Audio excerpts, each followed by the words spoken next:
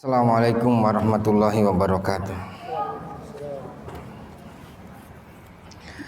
Innal hamdalillah nahmaduhu wa nasta'inuhu wa nastaghfiruh wa na'udzu billahi min syururi anfusina wa min sayyiati a'malina.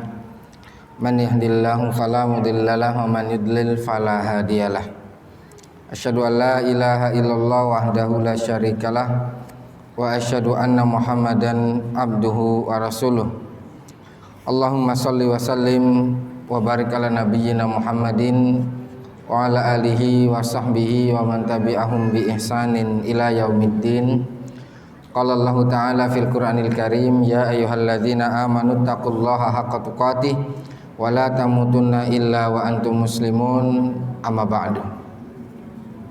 Ma'asyiral muslimin wal muslimat, Bapak dan Ibu sekalian rahimanallahu wa iyyakum. Alhamdulillah, kita bersyukur kepada Allah Subhanahu wa taala dengan hidayah, petunjuk dan juga taufik dari Allah Subhanahu wa taala. Di kesempatan siang hari ini Allah mudahkan kita melakukan berbagai macam ketaatan, kebaikan dan amal soleh. Di antaranya adalah yaitu salat-salat kita yang sudah kita tunaikan, zikir-zikir kita yang telah kita lakukan, dan di antaranya adalah majelis ilmu yang sedang kita lakukan.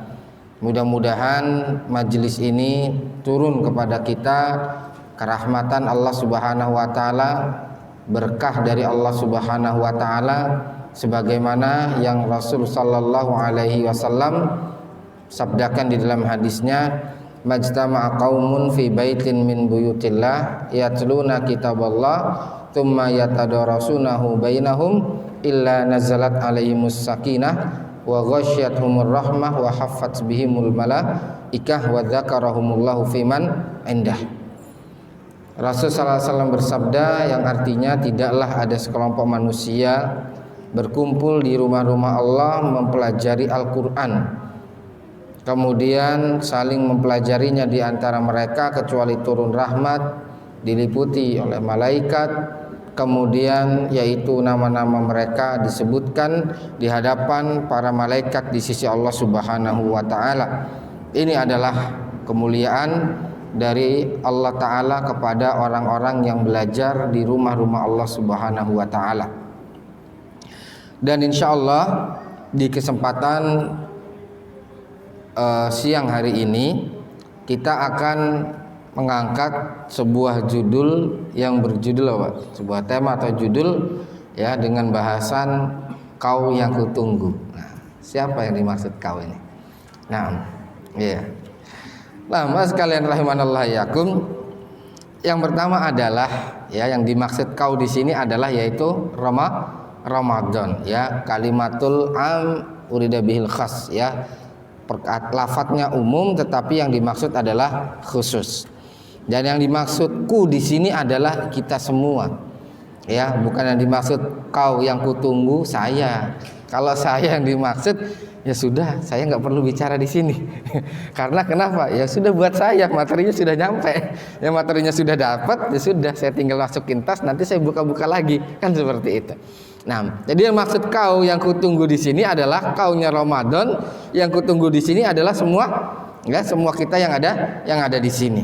Nah, oleh sebab itu masyarul muslimin rahimanallahu wa iyyakum ya, kau yang kutunggu, Ramadan yang ditunggu. Nah, pertanyaannya pertama adalah apa konsekuensi dari sebuah penantian? Ini ya, poin pertamanya adalah apa konsekuensi dari sebuah penantian. Kita menunggu datangnya Ramadan. Tapi nanti ketika Ramadan itu datang, apa yang terjadi? Apa yang kita lakukan? Karena dalam sejarah tidak selamanya ketika menanti ya datang sesuatu yang diingini. Tidak selamanya seorang itu mengharapkan kemudian realitanya seperti yang diimpikan. Tidak selamanya seperti itu. Dan Allah Subhanahu wa taala menyebutkan dalam Al-Qur'an ya. Di antaranya adalah Ya, Allah Subhanahu wa taala menyebutkan tentang ya di surat An-Nahl ayat 58. Ya, Allah Subhanahu wa taala berfirman, "Fa idza busyira ahadukum bil unsa dzalla wajhuhu muswadda wa huwa kadzim." Kalau seandainya mereka diberikan kabar gembira dengan datangnya seorang bayi wanita, lalu wajah mereka berubah menjadi apa? Ya, merah padang, ya merah geram seperti itu. Kenapa? Ya karena yang datang adalah ternyata yang lahir adalah apa? Seorang bayi perempuan. Nah, ini diantaranya. Jadi mereka ketika dikabarkan istri mereka mengandung dan seterusnya senang, mengharap sebuah penantian. Ketika datang kabar gembira itu, ternyata datangnya apa? Dhalla wajhu muswadda. Yang terjadi justru mimik mukanya, wajahnya dan seterusnya berubah menjadi apa? Seram. Ini yang pertama. Kemudian yang kedua, yaitu adalah surat An-Nahl ayat 83. Allah Subhanahu wa taala berfirman, "Ya'rifuna ni'matallah tsumma yunkirunaha wa aktsaruhumul kafirun." Mereka orang-orang yang di zaman Rasul sallallahu alaihi wasallam tahu tentang adanya nikmat Allah, yaitu siapa? Nabi Muhammad sallallahu alaihi wasallam tahu, mereka kenal. Bahkan Allah Subhanahu wa taala menyebutkan ya'rifunahu kama ya'rifuna abna'ahum. Mereka tahu tentang datangnya Rasul sallallahu alaihi wasallam dan mereka tahu tentang Rasul sallallahu alaihi wasallam sebagaimana mereka mengetahui tentang siapa, Pak? Ya, anak-anak mereka. Kenapa? Ya disebutkan panjang di dalam kitab Sirah, Kutubus Siyar panjang. Ya, berkaitan dengan Rasul sallallahu alaihi wasallam. Oleh sebab itu di dalam pembahasan syiar ada namanya ya tanda-tanda kelahiran Rasul sallallahu alaihi wasallam sebelum beliau diutus menjadi nabi. Ya'rifuna nikmatallah, mereka tahu nikmat Allah. Mereka tahu tentang Nabi Muhammad itu adalah merupakan karunia dari Allah. Cuman apa yang terjadi? Ketika nabinya diutus, nabinya kemudian diberikan wahyu oleh Allah Ta'ala, tsumma yunkirunaha, mereka kemudian ingkar, menolak, tawallau, berlari dan seterusnya. Naam, itu adalah penantian. Mereka nanti, mereka nunggu datang Nabi akhir zaman. Ya, oleh sebab itu diantara mereka mengatakan kenapa yang diutus beliau bukan yaitu salah satu di antara dua orang dari dua penduduk negeri. Kenapa yang diutus adalah Rasulullah SAW bukan orang yang lain. Begitu juga tentang kisah Tolut Jalut ketika mereka minta kepada Allah Subhanahu wa taala agar diutus ib'atna malika. Ya Allah, jadikanlah di tengah-tengah kami raja. Bani Israel minta kepada Allah, ya Allah kami minta kepadamu raja.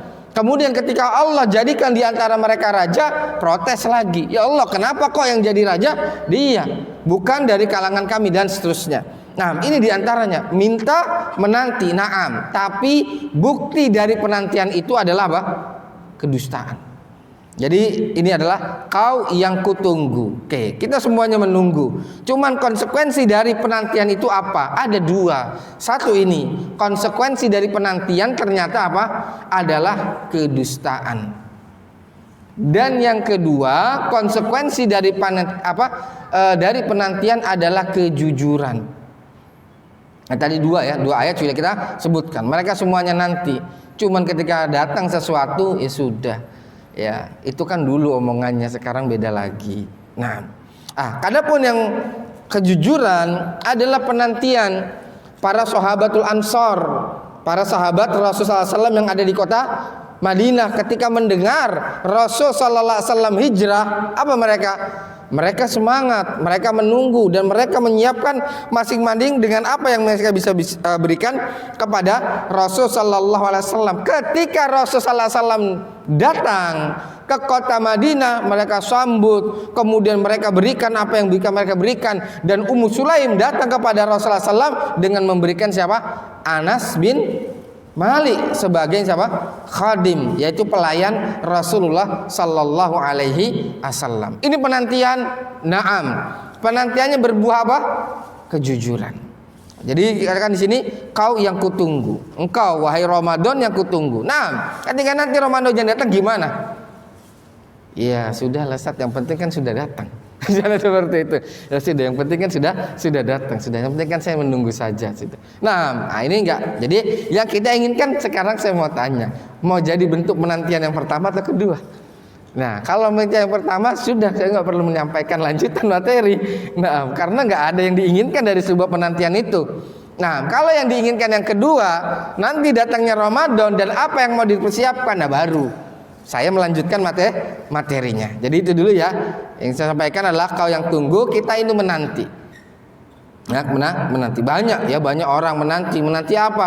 Menanti datangnya pasangan. Oke, kita datangnya pasangan, lalu apa yang terjadi? Pasangannya diapain? Ya, istrinya diapain, suaminya diapain dan seterusnya. Ketika menunggu datangnya buah hati, Allah anugerahkan buah hati. Kemudian setelah itu apa? Apa yang terjadi setelah buah hati itu ada? Apakah diurus, dididik, kemudian dibina dan seterusnya dan lain sebagainya itu.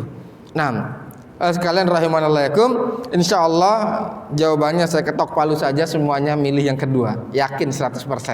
Nah ya insyaallah ya. Nah seperti itu. Oke, kalau memang jawabannya adalah demikian, maka insyaallah kita akan lanjutkan. Nah, sekalian rahimanallahum, apa yang harus kita lakukan kalau kita menunggu sebagaimana tadi para sahabat menanti datangnya Rasulullah SAW, mereka melakukan ini itu dan segala macamnya. Lalu Ramadan, tamu yang mulia, kita menunggunya dengan mempersiapkan atau berbekal atau menyiapkan beberapa hal. Saya insya Allah di sini bermohon taufik dari Allah Ta'ala setidaknya 5 poin saja. Ya, 5 poin saja yang ingin saya sampaikan. Mudah-mudahan 5 poin ini memberikan manfaat buat diri kami dan juga kaum muslimin dan muslimat seluruhnya. Nah, saya buka hal ini dengan apa yang dikatakan oleh yaitu Al-Imam Ibnu Rajab Al-Hambali di dalam kitab Lataiful Ma'arif. Beliau mengatakan annahum kanu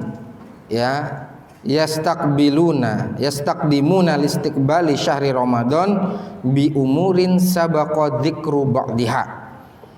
Mereka para salafus saleh, orang-orang soleh terdahulu, para sahabat, para tabi'in dan seterusnya, mereka menyambut dengan datangnya bulan Ramadan dengan beberapa perkara.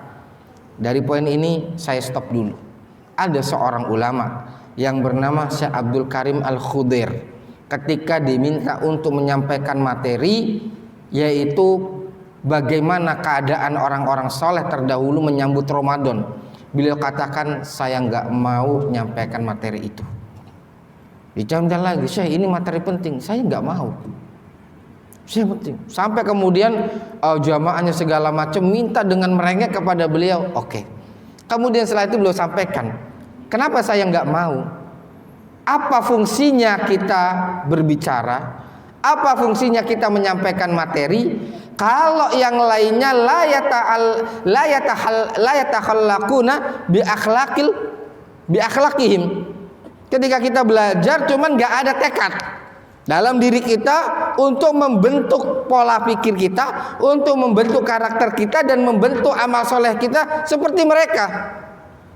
Itu yang menyebabkan beliau tidak mau. Lah enggak, saya tidak mau. Bilang enggak mau sampai kemudian. Nah, kemudian kenapa? Fadolnya itu. Jadi mohon maaf masyarakat muslimin rahimanallahu, kita duduk di sini bareng-bareng ya. Tekadnya sama, yaitu adalah menyiapkan amalan terbaik kita menuju bulan Ramadan. Dan sebagaimana dikatakan oleh Syekh Shinqiti bahwasanya akbaru zadin, bekal terbesar menuju Ramadan adalah at-taubah, tobat yang benar. Ya.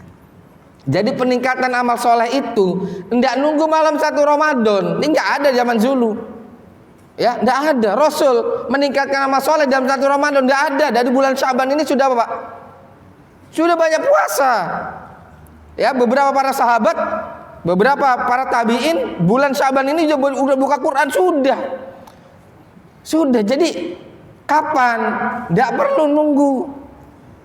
Dari kapan ya? Dari sekarang. Kata Syekh Abdul Razak bin Abdul Muhsin Al-Abbad ketika beliau menyampaikan kitab Fadlu Qiyamul Lail wa Tahajjud karya Al-Imam Al-Ajuri, beliau mengatakan ibda min hadhihi lailah. Mulai dari malam ini. Enggak perlu nunggu nanti-nanti. Nah, ini diantaranya. Inilah yang menyebabkan tadi, yaitu siapa? Syekh Abdul Karim Al-Khudair mengatakan saya enggak mau. Sudah banyak materi. Cuman kalau misalnya materi disampaikan tidak ada bekas dan seterusnya. Naam. Ini diantaranya. Mudah-mudahan insya Allah seluruh yang hadir di sini, yang kita meluangkan waktu kita di sini, kita sudah berjuang meluangkan waktu kita. Mudah-mudahan itu adalah bukti bahwasanya kita memang benar-benar menginginkan yaitu perubahan, pembekalan bagi diri kita ya menghadapi datangnya bulan Ramadan. Nah, ini tadi ya. Kemudian selanjutnya fil khisalil madiyah minha islahul qulub. Di antaranya adalah memperbaiki hati. Nah, berarti yang pertama apa, Pak? Memperbaiki hati. Nah, silakan Pak, karena saya berusaha memperbaiki hati, saya tawar Pak, silakan Pak. Yang ingin minum, saya izin minum dulu ya.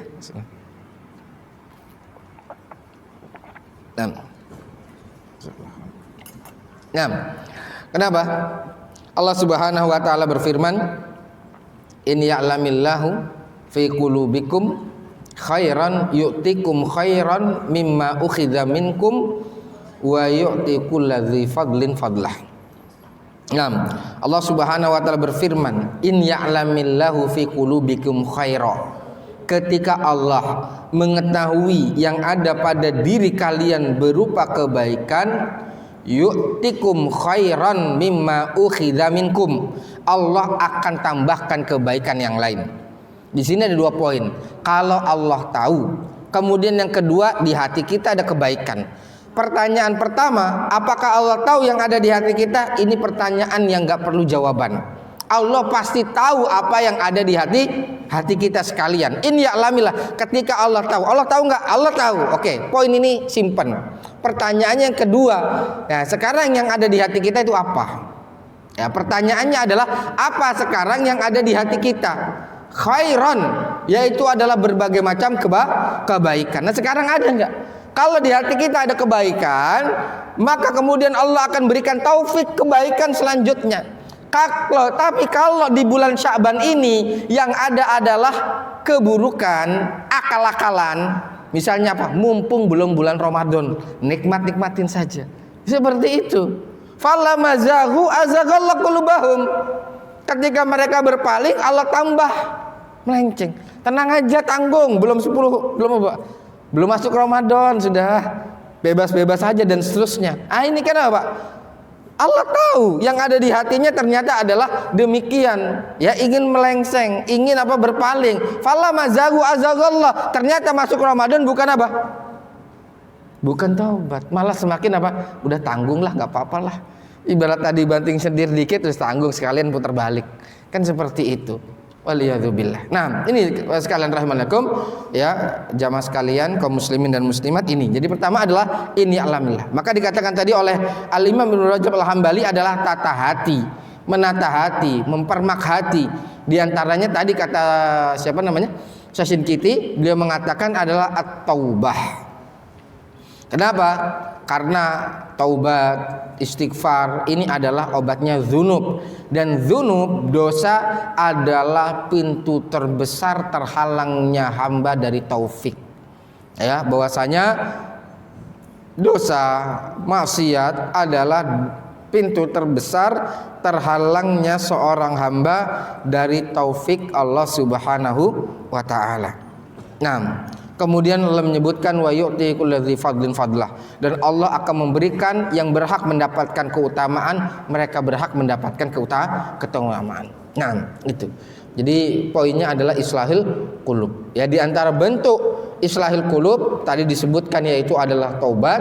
Dari taubat kemudian yaitu adalah selanjutnya memperbanyak istighfar kepada Allah Subhanahu wa taala. Karena istighfar fungsinya adalah mengakui kita adalah hamba yang dhaif, hamba yang lemah. Nah, contohnya Pak, contohnya Kita sering diingatkan oleh para ulama. Di antaranya adalah terkadang istighfar kita itu butuh istighfar lain. Contohnya apa? Kita lagi istighfar ternyata kita malas. Pernah itu? Lagi istighfar ternyata malas. Contohnya adalah istighfarnya nggak finish. Kapan? Zikir pagi 100, zikir sore 100. Finish nggak? Atau mungkin nggak ikut dalam itu, Pak? Ya, seperti itu. Dan dikatakan pernah suatu saat saya tanya kepada Syekh Abdul Aziz Ar-Rayis hafizahullah taala, saya tanya kapan batas waktu zikir pagi dan petang? Maka Allah Ta'ala bersawab, beliau memilih pendapat zikir petang itu dimulai dari ba'da zuhur. Ya, dimulai dari ba'da zuhur. Dari sekarang sudah bisa. Allah Ta'ala bersawab sudah bisa. Sampai kapan? Sampai masuk waktu isya. Ya, sampai masuk waktu isya. Jadi kalau pagi itu dari kapan? Dari mulai ba'da subuh sampai kemudian menjelang zuhur. Nah, kalau yang sorenya dari ba'da zuhur sampai kemudian membentang. Jadi mungkin yang paginya tadi belum, ayo makanya kemudian masih ada waktu, nanti jangan sampai nggak ikut area tersebut. Nah, ini di antaranya, yaitu adalah islahil qulub. Kemudian beliau katakan wan nufus, dan kemudian dan hati, wa tahyiyatuha, dan menyiapkannya, ya, menyiapkan untuk memperbaiki hati. Nah, lalu dari poin ini ada satu cabang permasalahan atau satu cabang poin yang disampaikan oleh Al-Imam Ibnu Qudamah di dalam Mukhtasar Minhajil Qasidin. Lalu bagaimana cara untuk mengobati aib yang ada di hati kita? Satu, kayaknya hati saya lagi nggak beres nih, perlu dibengkelin. Seperti itu. Bagaimana kemudian ya memperbaiki, mereparasi hati kita yang mungkin lagi perlu dipoles-poles sedikit, seperti itu. Nah, beliau mengatakan, faman aradal wuquf ala aibi nafsihi falahu fi dzalika arba'u turuq. Barang siapa yang ingin tahu, kok saya istighfar kok nggak ada rasa ya, cuma kayaknya rasa di lidah, nggak nyampe di hati. Kok saya banyak taubat ya, kok kayaknya cuma di lisan, nggak nyampe di hati, seperti itu. Kenapa sebetulnya? Maka kata beliau, barang siapa seorang ingin mengetahui ya apa dan di mana letak penyakitnya, maka lakukanlah 4 cara ini. Ya, lakukanlah 4 cara ini. Ya, kalau mau ngobatin hati kan kita harus tahu penyakitnya apa, baru habis itu diobati. Beliau mengatakan cara yang pertama adalah an yajlisa baina yaday syekhin basirin bi uyubin nafsi. Hendaknya seorang itu duduk di hadapan, dekat, atau kemudian menjalin hubungan dengan seorang pemuka basir yang sangat jeli berkaitan dengan mengetahui aib-aib diri. Ya. Kemudian yu'arrifuhu uyuba nafsihi, kemudian dia dikasih tahu kurangmu itu di sini, kurangmu itu di sono, dan seterusnya. Dan ini Rasul banget seperti itu. Maka pernah kan di dalam hadis dikatakan, ya Rasulullah sallam, aku minta kepadamu nasihat. Rasul mengatakan la takdob. Kemudian apa lagi? La takdob. Kemudian apa lagi? La takdob, dan seterusnya. Kemudian sahabat yang lain ditanya, ayul a'malil afdol, amal apa yang paling mulia? Rasul menjawab, yaitu adalah al-imanu billah, kemudian as-salatu ala waqtiha wa birrul walidain, dan berbakti kepada kedua orang tua. Dan kemudian yang lainnya lagi ditanya dengan jawaban yang lain. Kata para ulama, kenapa jawaban Rasulullah SAW ketika ditanya amal yang afdol yang ini jawabannya begini, yang itu jawabannya itu, yang lainnya lagi beda lagi. Kenapa? Karena Rasul mengetahui apa mungkin yang kurang dari sisi orang tersebut. Nah, ini Syekhun Basir, tidak perlu banyak omong, ngelihat aja sudah paham. Kan seperti itu, Pak. Nah, ya, kalau misalnya orang ya ahli manajemen, kemudian ahli bangunan dan segala macam, masuk ke tempat kita, ngelihat muter-muter aja udah paham kurangnya usaha kita di sini, kurangnya manajemen tempat kita di sini, kurangnya ini gini. Habis muter, kemudian habis itu duduk, Pak, apa yang kurang? Langsung catatannya semua keluar. Ya, seperti itu. Ini diantaranya. Syekh Basir. Contohnya adalah yaitu apa yang dikatakan oleh Ja'far bin Sulaiman. Beliau mengatakan, kuntu idza wajadtu fi qalbi qaswatan. Aku dulu ketika mendapati di dalam hatiku ada rasa keras, hatinya keras, Dhahabtu ghadawtu fa nadhartu ila Muhammad bin Wasi'. Kemudian aku pergi ke Muhammad bin Wasi'. Kemudian apa? Falamma nadhartu ilaihi ka'annahu thukla. Ka'annaha thukla. Setiap kali aku memandangnya, seakan-akan wajahnya Muhammad bin Wasi' ini adalah seperti seorang ibu yang sedang berkabung. Ibu yang sedang berkabung maksudnya gimana, Pak? Kehilangan putra atau putrinya. Ibu yang kehilangan putra atau putrinya, mukanya kelihatan nggak sedihnya? Sudah kelihatan, sudah. Ya Allah, Pak. Muhammad bin Wasi' kalau lagi ibadah mukanya kayak begitu. Sedang kayak orang lagi apa? Kena musibah, lagi berduka, kehilangan anak seperti itu. Dan untuk merenyuhkan, kemudian mencairkan kerasnya hati, Ja'far bin Sulaiman cukup pergi, belum ngomong, Pak. Belum ngomong, baru ngeliat mukanya saja sudah apa? Sudah terenyuh. Allahu Akbar. Baru ngeliat mukanya. Inilah yang dimaksud oleh Rasulullah SAW. Inilah bagian yang dimaksud oleh Rasulullah SAW, disebutkan oleh para ulama, khairukum anfa'ukum linnas. Sebaik-baik kalian adalah yang paling bermanfaat kepada orang lain, kepada manusia. Baru ngelihat mukanya aja udah bikin sumringah. Ya, seperti itu. Contoh, misalnya rumah kita qadarullah listriknya mati. Kemudian habis itu kita telepon petugas, nunggu beberapa saat datang dari ujung ya. Bawa mobil dan segala macam, kira-kira petugasnya datang. Sumringah enggak kita? Oh iya, orang datang. Ya itu baru datang, belum ngapa-ngapain, sudah pakai baju seragamnya sumringah. Khairukum anfa'ukum linnas. Ya, sebaik-baik kalian adalah yang paling baik apa? Buat manusia. Jadi kita bisa, Pak. Yang kita bisa sesuai dengan apa? Sesuai dengan keahlian kita, sesuai dengan bidang kita, dan kita bisa. Naam, sudah ngeliat dari ujung jalan orangnya datang, itu sudah senang, sudah sumringah dan segala macam. Itu dalam urusan duniawi. Nah, kemudian dalam ukhrawi gimana? Ya seperti ini. Belum memberikan nasihat, belum pakai ceramah, baru ngelihat mukanya doang, orang sudah apa, Pak? Sudah langsung lembut hatinya. Allahu Akbar. Ini orang yang luar biasa, dan lagi-lagi yang seperti ini Rasul punya. Ya, yang seperti ini Rasul punya. Disebutkan di dalam beberapa hadis, yaitu adalah Abdullah bin Salam. Ya, beliau mengatakan dulu ya ketika belum masuk Islam mendengar Rasulullah SAW begini begitu dan seterusnya. Kemudian dia pergi meninggal kaumnya, kemudian datang kepada Rasulullah SAW. Kemudian saya pertama kali ngelihat wajahnya Rasul, falamma ra'aitu wajah Rasulullah SAW fi awal marrah. Pertama kali aku melihat wajah Rasulullah SAW, araftu, saya tahu annahu laisa fi wajhihi, yaitu alamatu kadzib. Saya tahu dari wajah Rasul ini bukan orang penipu. Ini bukan, gak ada tanda-tanda pembohongnya sedikit pun. Maka kemudian setelah itu beliau pun bersyahadat dan masuk Islam. Masya Allah. Ini diantaranya. Ya, jadi apa, Pak? Wajah mereka itu terpancar ya, dari wajah mereka keimanan, kesolehan dan seterusnya. Maka ya, ini adalah karunia dari Allah, dan ini memang level yang tinggi, Pak. Nah, level yang tinggi. Tapi minimal kita bisa nggak? Minimal buat keluarga sendiri. Minimal buat keluarga sendiri. Enggak. Tapi insya Allah kita bisa. Ya, dengan kesolehan kita, dengan amal ibadah yang mungkin kita lakukan. Ya, bukan berarti kemudian wala nuzaki 'alallahi ahada, dan bukan berarti ini masuk ke dalam kategori tazkiyah terhadap diri sendiri. Insya Allah bisa. Ya, ketika orang sering pakai peci aja dipanggilnya apa, Pak? Pak Haji gitu, Pak Haji gitu. Sholat Pak Haji gitu. Baru pakai peci. Yang akhwatnya dipanggil Bu Haji. Doain, aminin aja sudah. Ya, karena itu minat tafaul. Apa, Pak? At-tafaul.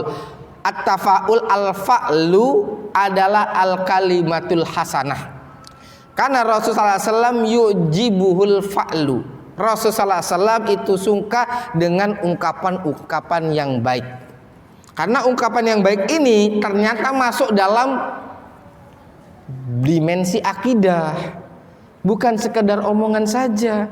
Itu masuk dalam bingkaian akidah. Ibarat akidah itu besar, ini diantaranya. Oleh sebab itu pembahasan ini masuk ke dalam kutub tauhid. Pembahasan tauhid. Contoh, misalnya ya memberi nama usaha, ya terang benderang, nggak pernah gelap-gelap misalnya begitu.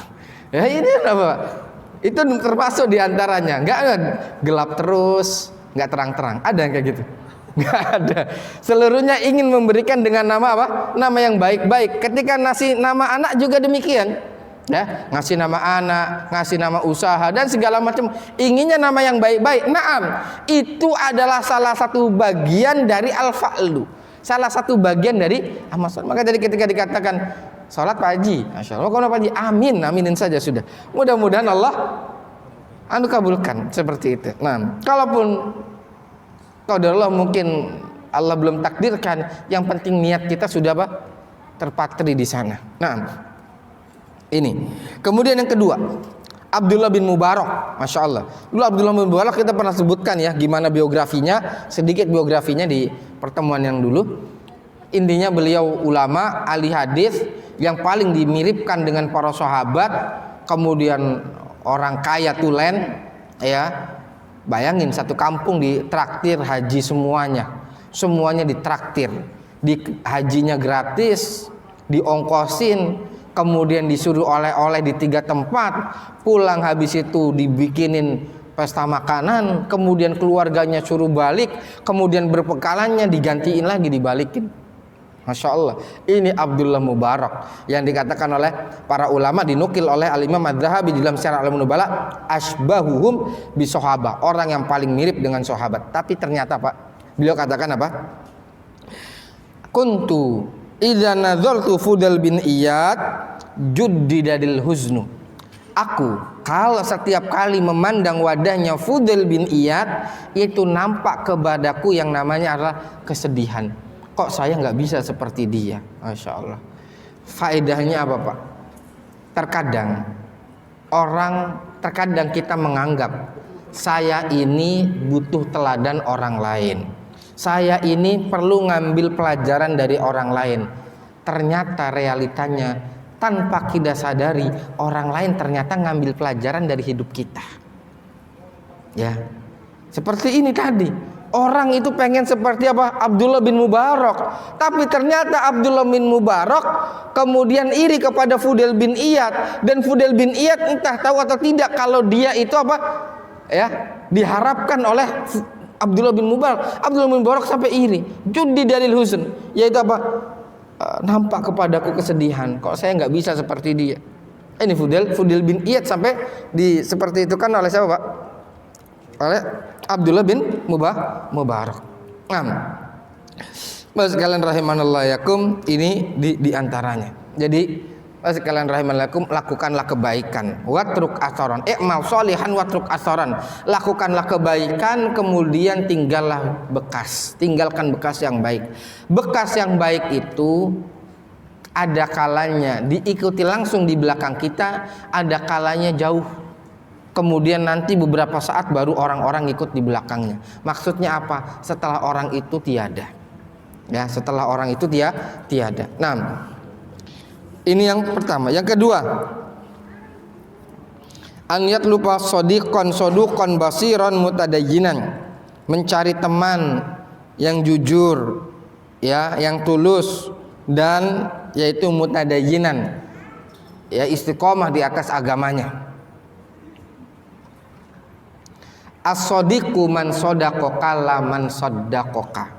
Teman itu yang membenarkanmu, bukan membenarkan segala sesuatu yang kau lakukan. Teman itu adalah yang membenarkanmu, bukan membenarkan yang dilakukan. Kita berbuat apapun ya thayyib, masya Allah, zen, mumtaz, barakallahu fik, jazakallahu khairan dan seterusnya. Kita ngomong seterusnya masya Allah, barakallahu fik. Suatu saat ada yang WA, antum kayaknya nggak pantas begini deh. Antum siapa sih komen sih? Nah, sekalian rahimanlakum, nah, sekali-kali mungkin kita perlu dapat jawaban gitu. Ukti, akhi, kayaknya nggak pantas, kayaknya nggak gitu segala macam. Karena mungkin Ya, itulah kata ungkapan ya, ungkapan as-sadiqu man sadaqa kalaman saddaqaka. Teman itu yang jujur kepadamu, bukan terusan membenarkanmu. Sodaqaka kan jujur apa adanya. Kok kayaknya kamu mulai futur. Tanda futur apa, Pak? Tolak ukur tanda futur itu cuma gampangnya, simpelnya ya. Ini faedah saya dapatkan dari guru kami yaitu Ustaz Abdurrahman Thayyib hafizallahu taala. Ya, ini poin yang sangat membekas. Kurang menikmati ibadah. Kalau sudah ibadah kok habis ibadah, kalau kita menjalankan ibadah kok nggak nikmat lagi kayak dulu. Wah, jangan-jangan itu tanda futurnya sudah ada. Ya, nggak merasakan lagi apa nikmatnya ibadah. Bandingkan orang yang baru taubat. Orang yang baru taubat rasakan sholat jamaah itu gimana, Pak? Masya Allah. Orang yang baru hijrah merasakan membaca Al-Quran itu sedih. Kok kenapa saya baca Qurannya begini dan seterusnya. Seperti itu. Tapi fatola alaihil amat faqasat qulubukum. Ya, kemudian masa berlalu lama. Kemudian hati menjadi keras. Nah, ini jadi poin yang kedua adalah mencari teman yang jujur. Ya, teman yang jujur bukan selalu membenarkan. Kalau seandainya teman itu dari A sampai Z selalu bilang 100% jazakallahu khairan, barakallahu fikum dan seterusnya, ini tinggal diseleksi masuk yang pertama atau yang kedua. Karena pasti begitu, Pak. Ada kalanya begini. Karena kenapa? Antara Abu Bakar dan Umar nggak selamanya sejalan. Ya, Abu Bakar dan Umar itu sohib. Sejalan mereka keduanya tidak tentu. Banyak ya. Ketika pasca wafatnya, ketika Sulh Hudaybiyah, ketika mengatakan mereka ingin umroh, kemudian disuruh balik lagi, kemudian terjadi Sulh Hudaybiyah, ya. Umar mengatakan, kenapa kita harus balik? Ya Rasulullah, alasna ala haqqin wa hum ala pertama datang dulu ke Abu Bakar. Ya Rasulullah, alasna ala haqqin wa hum ala batil? Bala. Ya. Alaysa mautana wa mautahum fil jannah wa mautahum finnar. Yang wafat di kalangan kami surga, yang wafat di kalangan mereka neraka. Nah, lima nardo bihadi daniyah, kenapa kita ridho dengan ini? Ini kata Umar. Kemudian kata Abu Bakar, tenang aja, huwa Rasulullah. Beliau adalah utusan Allah. Ini di antara beberapa mauqif lagi antara Umar dan Abu Bakar enggak. Tapi nanti ujung-ujungnya Umar juga ternyata mengakui firasat dan pilihannya Abu Bakar itu. Ya, sekelas Abu Bakar dan Umar enggak selamanya apa, Pak? Iya, seia sekata, walaupun nanti di akhirnya seia sekata. Seperti itu. Jadi nanti benar-benar nih, jangan basa-basi dong. Misalnya gitu ya. Misalnya contohnya. Nah, tapi juga cara membenarkannya dengan yang baik, ya, dengan yang lurus, dengan yang hikmah. Kemudian yang ketiga adalah kata siapa, Pak? Al-Imam Ibnu Qudamah, bukan kata saya hanya menyampaikan. An yastafida ma'rifata uyubi nafsihi min alsinati a'daihi. Nah, ini yang berat, Pak. Mengakui aib diri dari mulut musuh-musuh. Dari mulut orang yang nggak suka, ya. Karena disebutkan fa inna aina sukhti tubdil masawiya, ya, karena pandangan orang yang nggak suka, ya, itu kadang menyampaikan sesuatu berkaitan dengan kurangnya diri kita. Nah, ini diantaranya. Jadi sekalian rahimakum, ketika seorang tersebut misalnya ya ada A dan B, kemudian sedang tidak akur. Nah, ketika orang itu tidak akur, jangankan gitu, Pak, ya. Mohon maaf, sepasang ya suami istri atau orang yang dekat, ketika lagi adik kakak, kalau lagi nggak akur ya mungkin kamu juga begitu, habis itu mikir, iya benar juga sih. Kan seperti itu ya. Iya benar juga kan seperti itu. Nah, ini yang dimaksud oleh beliau. Jadi enggak usah jauh-jauh ya, alsinati andai seperti apa orang yang sedang lagi enggak nyambung. Ya, koneksinya lagi enggak sedang satu server. Ya, seperti itu. Ini diantaranya. Nah, seperti tadi adik kakak, ya, suami istri dan seterusnya.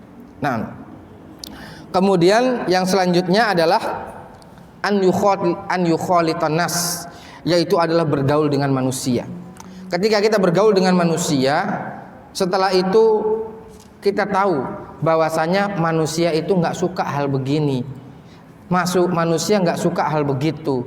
Oh, hal gini tuh kurang layak di hadapan manusia. Nah, ini di antaranya. Jadi sekalian rahimanallah yakum, ini beberapa poin berkaitan dengan satu, yaitu adalah islahul qulub, yaitu adalah memperbaiki apa?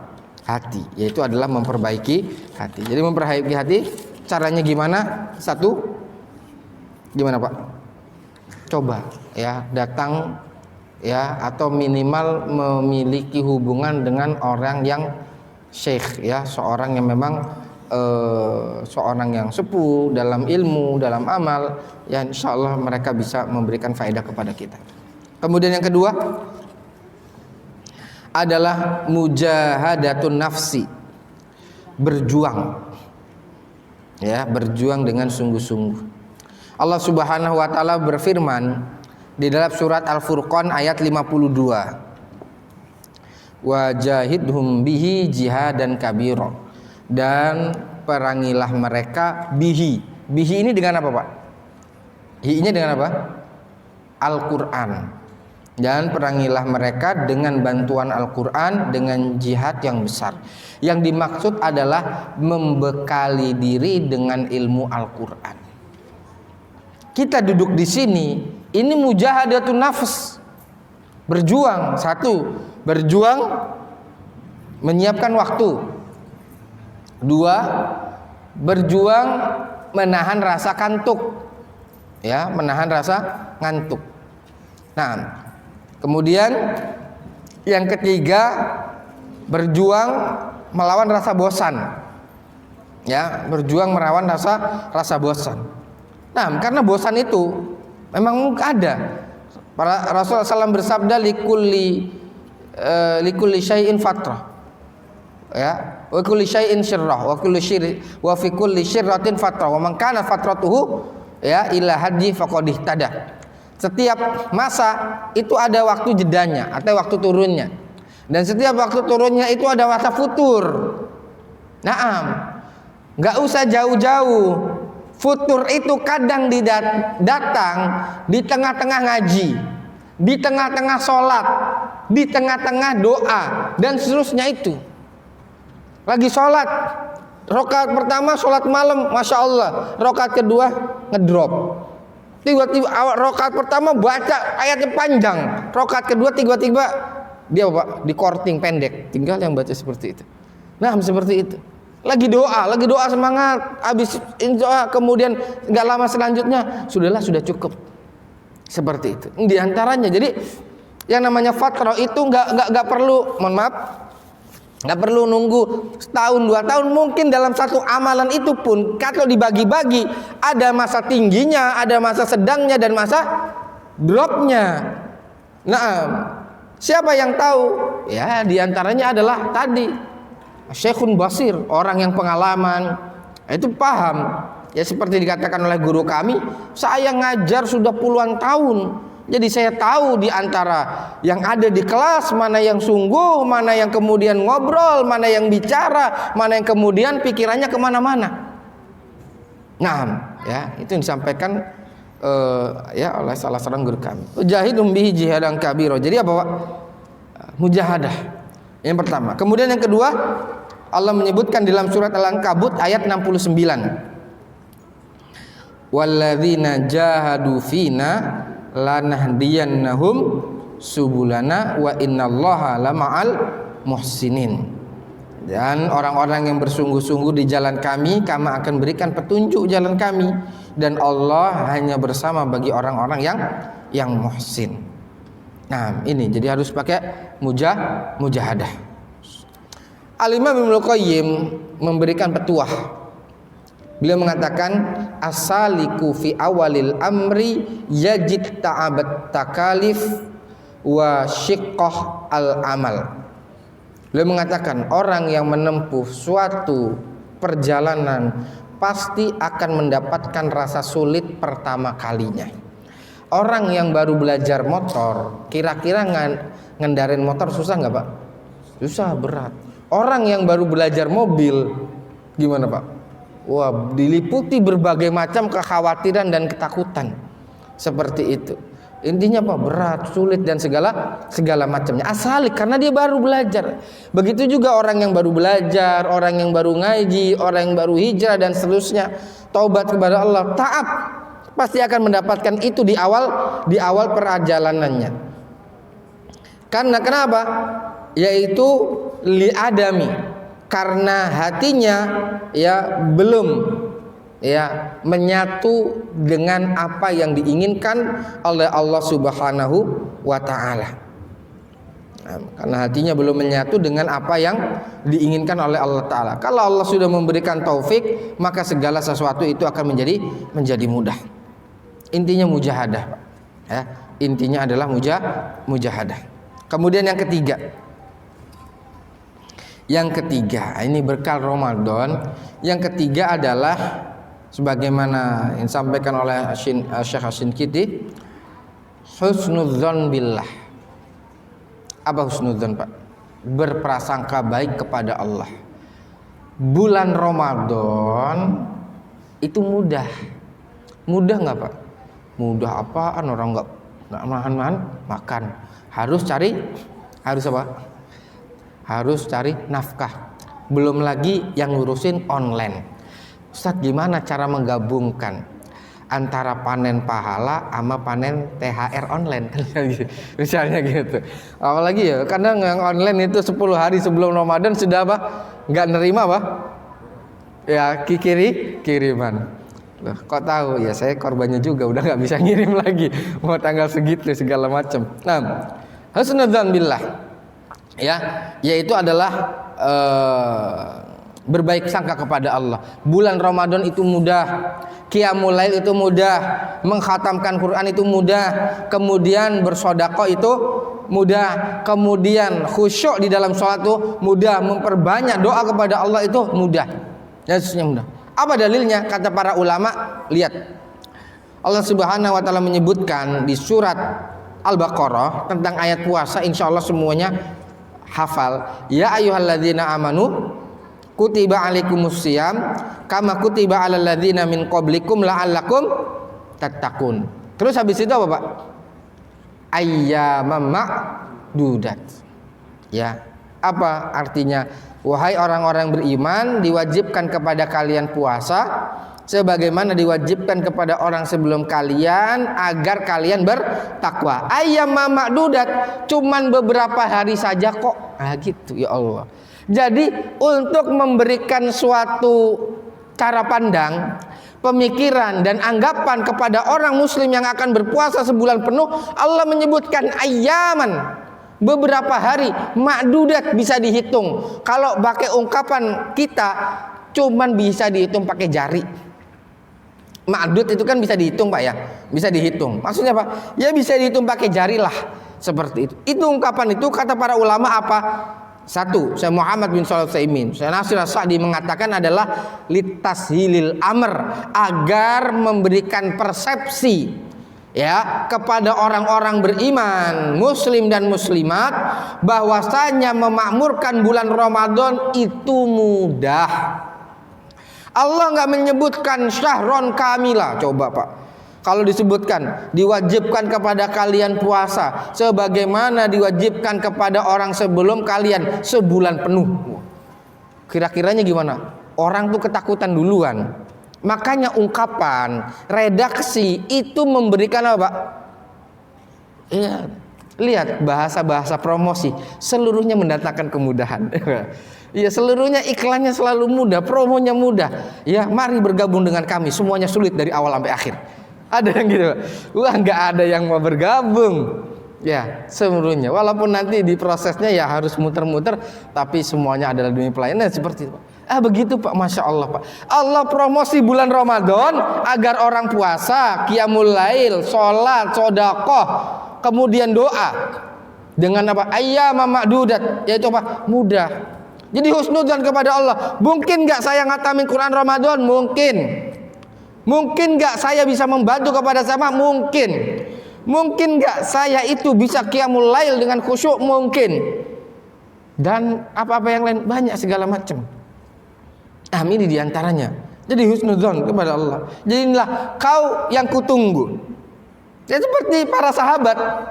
Ada siapa namanya? Di antara mereka ada ngasih rumah, di antara mereka ada ngasih pakaian, di antara mereka ngasih buah. Ummu Sulaim bingung, saya ngasih apa? Ummu Sulaim bingung, saya ngasih apa? Karena suaminya nggak setuju. Suaminya lari meninggalkan Ummu Sulaim dan siapa, Pak? Dan Anas. Ya. Kemudian intinya meninggalkan. Kemudian dikatakan saya cuma punya anakku. Dia mikir, saya mau nyiapin apa ya? Saya bisa nggak ya? Dia mengatakan saya pasti bisa. Kemudian habis itu Ummu Sulaim kemudian setelah itu menghadiahkan putranya Anas bin Malik menjadi pelayan kebutuhan Rasul Shallallahu Alaihi Wasallam. Nah, jadi ini oleh sebab itu dalam hadis disebutkan ana inda husni dzanni abdi bi. Saya itu tergantung prasangka hambaku kepadaku. Ini Allah Ta'ala menyebutkan di dalam hadis qudsi. Nah, ini diantara yang disebutkan oleh para ulama. Makanya Muhammad bin Shalih Al-Utsaimin mengatakan at-ta'bir bi kalimat qad yakunu biha tahwinul amr lil mukhatab, bahwasanya mengungkapkan sesuatu dengan redaksi yang tadi itu adalah memberikan kemudahan. Makanya Rasulullah SAW menyebutkan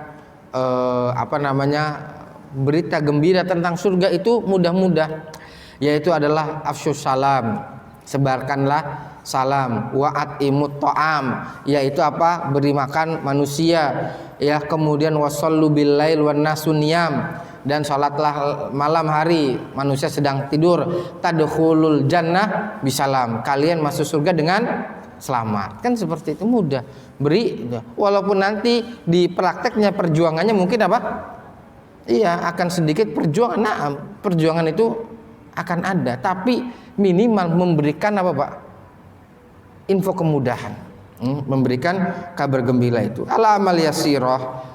Terus yang kedua, lalu apa yang membuat sulit? Yang membuat sulit satu, yaitu dosa. Dosalah yang membuat amal itu menjadi berat, ya. Dosalah yang membuat amal itu menjadi berat. Saya akan bacakan bagaimana muhasabah yang dimiliki oleh Muhammad bin Sirin. Ya, Pak. Muhammad bin Sirin, tahu Pak Muhammad bin Sirin? Seorang ulama tabi'in yang dinukilkan oleh Imam Malik perkataannya di dalam Muqaddimah Sahih Muslim, al isnadu minaddin. Laulal isnad laqala man syaa masyaa. Bahwasanya ini adalah sanad ini bagian dari agama. Kalau bukan karena sanad, orang akan berbicara semaunya sendiri.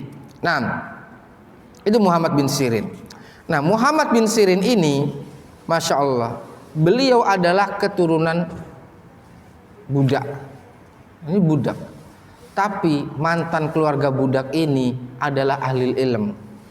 Ada Muhammad bin Sirin, ada Anas bin Sirin, ada Hafsah bintu Sirin. Yang paling dikenal adalah Muhammad bin Sirin. Anas bin Sirin itu muridnya Anas bin Malik. Hadisnya ada di dalam Sahih Bukhari. Dibawakan juga oleh Al-Imam Abdul Ghani Al-Maqdisi di dalam Umdatul Ahkam. Di hadis terakhir tentang pembahasan kiblat, itu Anas bin Sirin. Jadi masya Allah, Bapak sekalian rahimanallahu, mereka adalah orang-orang yang dulunya adalah budak. Kemudian Allah angkat mereka. Kata Rasulullah SAW, innallaha yarfa'u bihadzal Qur'an aqwaman wa yadha'u bihi akharin. Allah mengangkat dengan Quran ini beberapa kaum dan Allah rendahkan. Kata para ulama, ashabu Abdullah ibni Mas'ud khamsah. Murid besarnya Abdullah bin Mas'ud itu ada 5. Ya, murid besarnya Abdullah bin Mas'ud itu ada 5, wa kulluhum lahum aibun, dan seluruhnya punya cacat. Ya Allah. Ubaidillah, apa Pak? Picek. Masruk, bongkok. Yang satu lagi selanjutnya apa? Pincang. Yang lain lagi pitak. Yang lain lagi itu, ya Allah. Disebutkan itu Pak, para tabiin secara fisik ya masruk dan segala macam, atau itu mohon maaf Pak ya, kalau fisik bukan yang fisiknya lengkap, normal, utuh, sehat seperti kita. Ya, sebentar dulu saya bacakan, saya carikan dulu. Ini ya, katakan ya bahwasanya Ubaidah A'war, awak picek, Masruk Ahdab, bongkok, Alqamah A'raj, pincang, Syurai pitak, Harith A'war, yaitu apa? Cek tadi. Naam. Ma'ahadza fahum a'immatut tabi'in, dan mereka seluruhnya adalah siapa? Para pembesar dari kalangan tabi'in. Banyak Imam Ibnu Katsir menyebutkan riwayat-riwayat dari mereka di dalam kutub tafsirnya. Nah, tadi kembali ke siapa Pak? Muhammad bin Sirin. Nah, Muhammad bin Sirin, beliau menyebutkan, ya disebutkan oleh beberapa ahli ilmu, ini berkaitan dengan dosa Pak ya, supaya kita. Nah, sebentar. Nah, dikatakan suatu saat, Muhammad bin Sirin sedang naik kendaraan. Ya, suatu saat beliau sedang menaik kendaraan. Kemudian setelah itu gelisah. Ya, setelah itu gelisah. Ketika suatu saat naik kendaraan kemudian gelisah, beliau mengatakan, inilah a'rifu hadzal gham. Saya rasa kegelisahan saya ini dirasakan bidzan bin asabtuhu mundu arba'ina sanah, disebabkan karena dosa yang saya lakukan pada 40 tahun yang lalu. Masya Allah. Ya, dosa 40 tahun yang lalu, efeknya belakangan, kemudian tahunnya sebabnya adalah gelisah. Nah, kata Abu Sulaiman Ad-Darani, qallat dzunubuhum fa'arafu min aina ya'tun. Nah, karena sedikitnya dosa mereka gampang menyaring dosa ini, efek buruk ini dari si dosa yang mana. Wa kathurat dzunubi wa dzunubuka, tapi dosaku dan dosamu terlalu banyak. Fala nadri min aina nu'ta, dan karena banyaknya kita nggak tahu ini dari sebab dosa yang mana. Nah, sekalian rahimanallah wa iyyakum, ini diantaranya. Jadi yang menyebabkan berat apa Pak? Dosa kita tadi. Ya, menyebabkan itu gham Pak ya, gham. Gham itu apa? Kegundahan. Itu gundah, belum gelisah, kemudian apalagi meninggalkan amal soleh. Jadi kalau kita meninggalkan amal soleh mungkin bisa jadi, ya bisa jadi itu karena mungkin ada sesuatu yang ada pada diri dari kita. Nah, sekalian rahimanallah yakum, ini diantaranya. Kemudian yang selanjutnya, jadi yang membuat berat itu adalah dosa. Kemudian yang kedua, yaitu adalah perasaan kita saja. Ya, tadi yang misal fa'lu, perasaan kita aja yang menganggap bahwasanya beramal soleh, jadi orang baik, jadi orang soleh itu susah. Memaksimalkan bulan Ramadan jadi orang soleh itu susah atau berat. Aku mungkin cita-cita yang ketinggian, misal seperti itu. Enggak. Allah Subhanahu wa taala menyebutkan dalam Al-Qur'an, wa idza an'amna 'alal insan a'rada. Ketika kami anugerahkan kepada manusia berpaling. Bulan Ramadan itu anugerah bukan? Naam, a'rada, manusia mungkin berpaling. ya, kemudian wana'a bijanibihi, kemudian berpaling, wa idza massahu syarru kana ya'usa, kemudian kalau ditimpa suatu keburukan selanjutnya adalah berkeluh kesah. Nah, ini diantaranya. Jadi yang poin ketiga kan husnudzon kepada Allah, bahwasanya insya Allah nanti ketika datang bulan Ramadan kita bisa memaksimalkan. Insya Allah apa sih yang kita pengenkan bulan Ramadan bisa. Qiyamul lailnya segini ya, segala macam lah semuanya insya Allah bisa. Yang penting harus ada husnudzon. Nah, yang membuat berat adalah tadi dosa dan kemudian perasaan kita. Yang keempat adalah kau yang kutunggu. Ketika kita menunggu datangnya Ramadan, apa yang harus kita siapkan? Yang harus kita siapkan adalah target dan tujuan.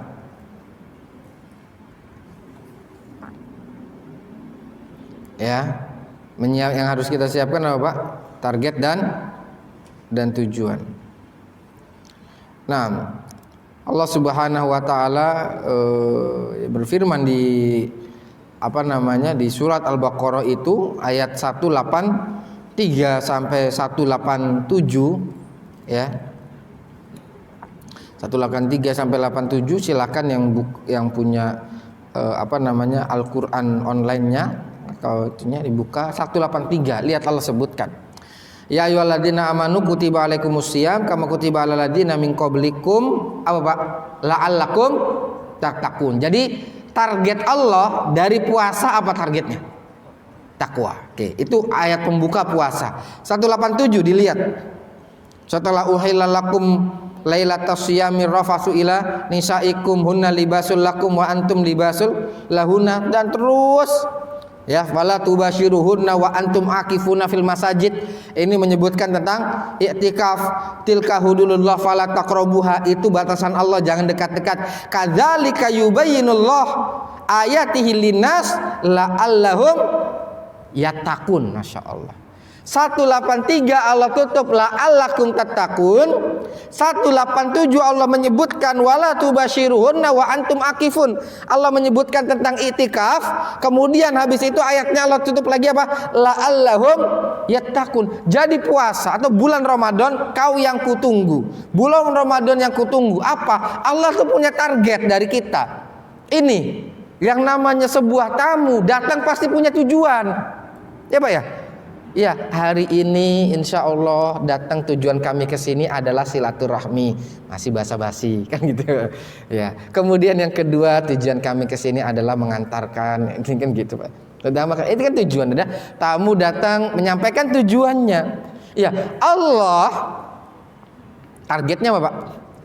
Mudah-mudahan lamarannya diterima kan seperti itu. Naam. Contoh aja ya, biar semangat siang-siang. Nah itu. Kemudian bulan Ramadan, Allah hadirkan Ramadan itu tamu buat orang beriman, pakai tujuan, bukan sekedar datang, singgah lalu lewat pergi. Nggak ada. Siapapun datang pasti begitu.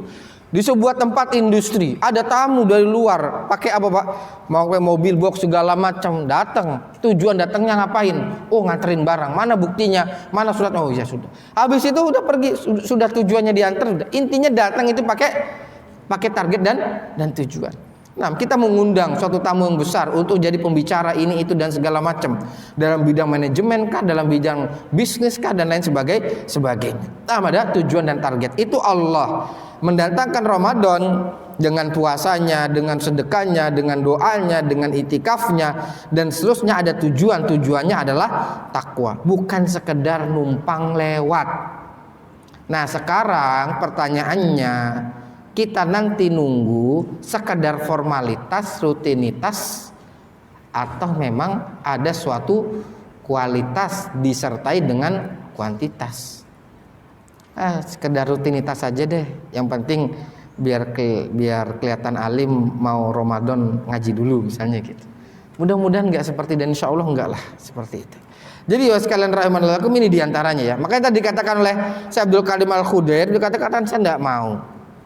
Kenapa? Kalau sekedar cuman. Kalau seandainya tidak ada ya perubahan.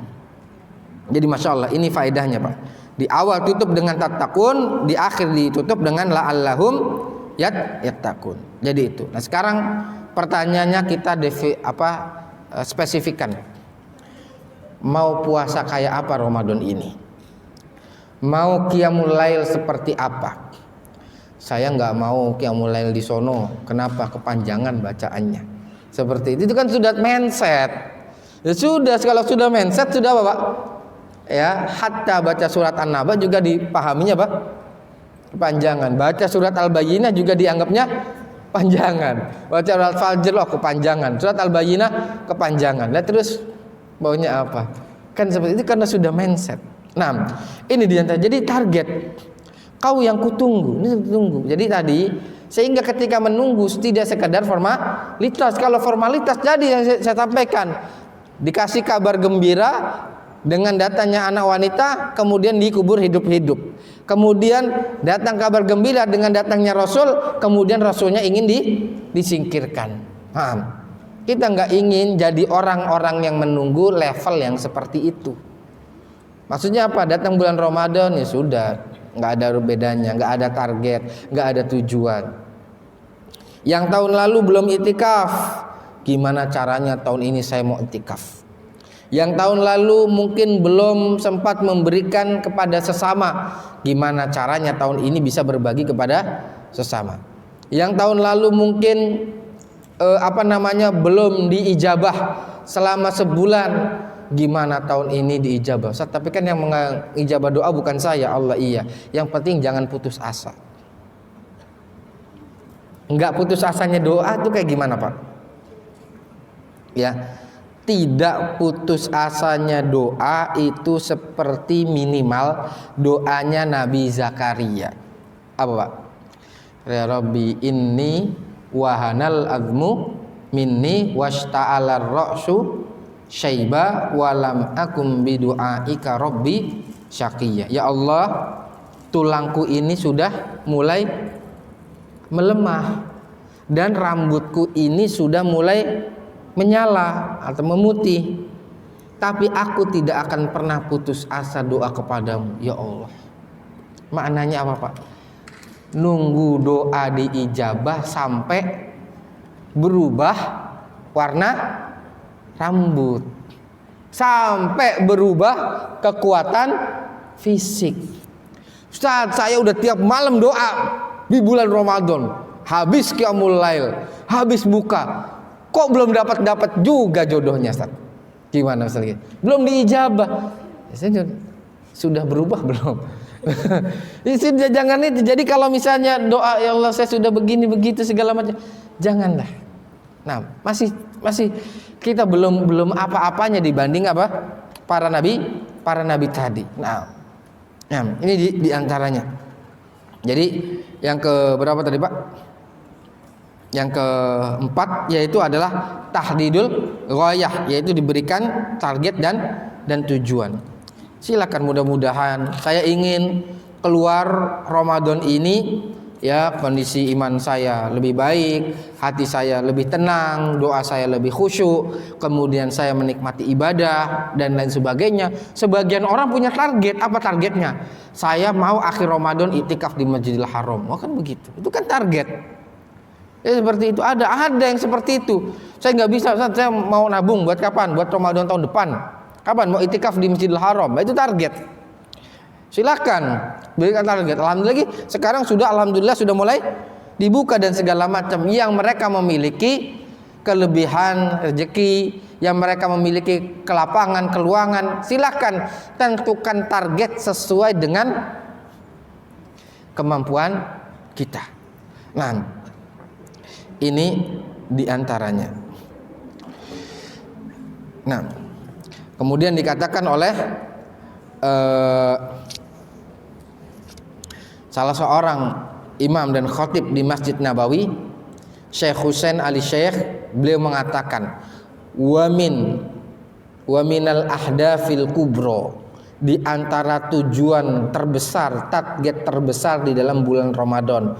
Ini poinnya adalah satu, berarti memang kita itu puasa harus punya target.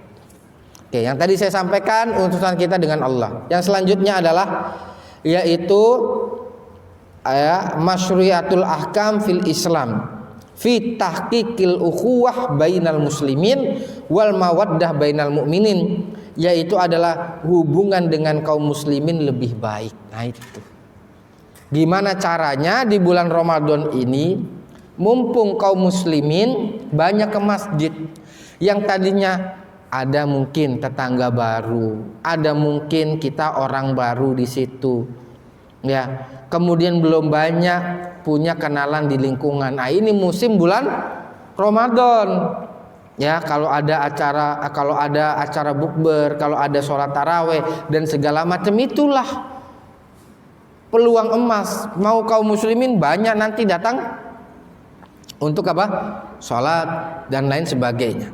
Nah, ini diantaranya tahqiqul ukhuwah, yaitu adalah meningkatkan ya ukhuwah di antara kaum muslimin. Ini diantaranya.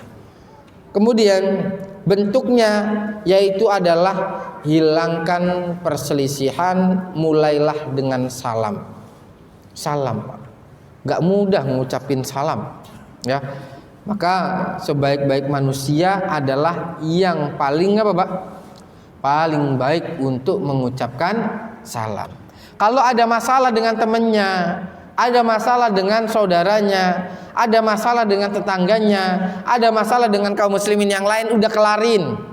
Mudah-mudahan target Ramadan ini kelar.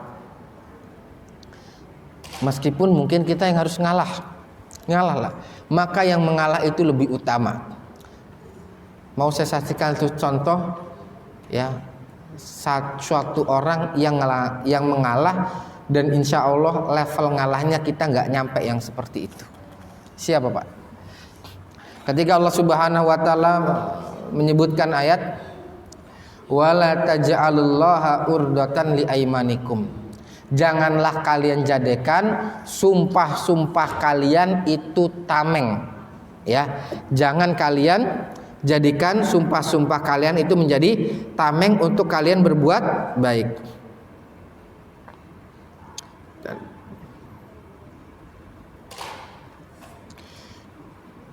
Saya tekan. Nah, ya, Allah Subhanahu Wa Taala berfirman di surat Al-Baqarah, ya, surat Al-Baqarah ayat sebentar. Nah, 224. Nah, silakan dibuka surat Al-Baqarah ayat 224. Allah Subhanahu wa taala berfirman, "Wala taj'alullaha urdatan liaimanikum antabarru wa tattaqu wa tuslihu bainan nas." Dan janganlah kalian jadikan sumpah-sumpah kalian menjadi tameng untuk kalian tidak berbuat baik, tidak bertakwa dan tidak menjalankan hubungan baik antar sesama manusia. Wallahu wasi'un alim. Wallahu sami'un alim, dan Allah Maha mendengar dan lagi Maha mengetahui. Ayat ini berkaitan dengan apa, Pak? Ayat ini berkaitan dengan, saya runut dulu dari atas. Pernah dengar tuduhan Aisyah dituduh yang macam-macam? Iya, oke. Aisyah dituduh. Apa yang terjadi? Sempat agak renggang. Antara siapa? Aisyah dengan abinya, Aisyah dengan Rasulullah SAW. Bayangin, Pak, wanita dengan kelembutannya yang diungkapkan ya bagaikan kaca dan mudah pecah dan seterusnya, itu ya suami dan bapaknya itu belum mengambil sikap di saat manusia banyak menuduhnya. Satu kota menuduhnya. Rasul dan Abu Bakar bukan nggak mau ngebela, tapi belum datang turun ayat, belum yatabayan al-amr, mana yang hak dan mana yang batil, karena di situ ada orang membuat isu Aisyah melakukan perbuatan yang tidak. Kemudian siapa? Ayahnya Abu Bakar, kemudian suaminya. Ya Allah, Pak, gimana perasaan wanita? Dia hanya sendiri ngadepin apa? Tuduhan orang satu kota.